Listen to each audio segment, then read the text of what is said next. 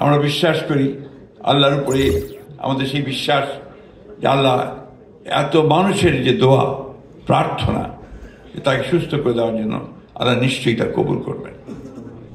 যারা দেশকে গড়ে তুলবার কাজ শুরু করবেন তাদেরকে তিনি দীক্ষিত করে তুলবার কাজটি শুরু করেছেন।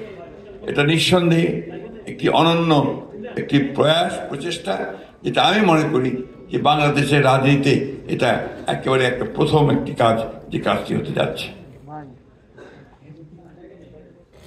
আমরা কেউই খুব আনন্দিত থাকতে পারছি না, আমরা ভারাক্রান্ত আছি।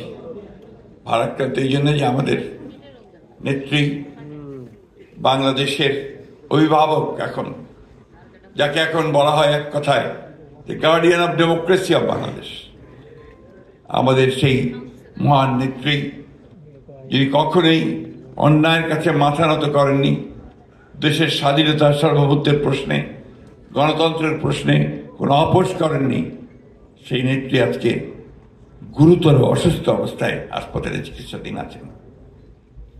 তার চিকিৎসার জন্য সব রকম ব্যবস্থা নেওয়া হচ্ছে। আমাদের ভারপ্রাপ্ত চেয়ারম্যান মহোদয় নিজে তিনি মনিটর করছেন। জাতীয় এবং আন্তর্জাতিক পর্যায়ের অত্যন্ত বিশেষজ্ঞ পর্যায়ের চিকিৎসকেরা তার চিকিৎসা করছেন। সারা দেশের মানুষ তার জন্য দোয়া করছে, দল মত নির্বিশেষে। আমরা বিশ্বাস করি আল্লাহর উপরে আমাদের সেই বিশ্বাস যে আল্লাহ এত মানুষের যে দোয়া প্রার্থনা তাকে সুস্থ করে দেওয়ার জন্য আল্লাহ নিশ্চয়ই তা কবুল করবেন।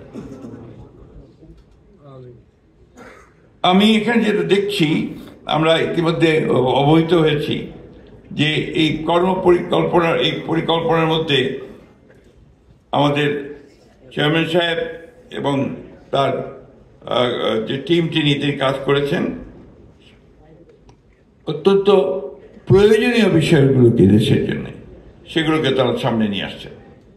যেমন আমাদের দেশের সমস্যাগুলো, প্রধান সমস্যাগুলো কি সেগুলোকে চিহ্নিত করেছেন, সেই চিহ্নিত করে সেগুলোকে কিভাবে সমাধান করা যায়, কাজ করা যায়, সেই কল্পনাটা দিয়েছেন। এখানে আমার কাছে যেটা মনে হয়েছে যে আমি আপনাদের সামনে একটু পড়তে চাই যে ক্ষুদ্র মাঝারি উদ্যোক্তাদের সহায়তা।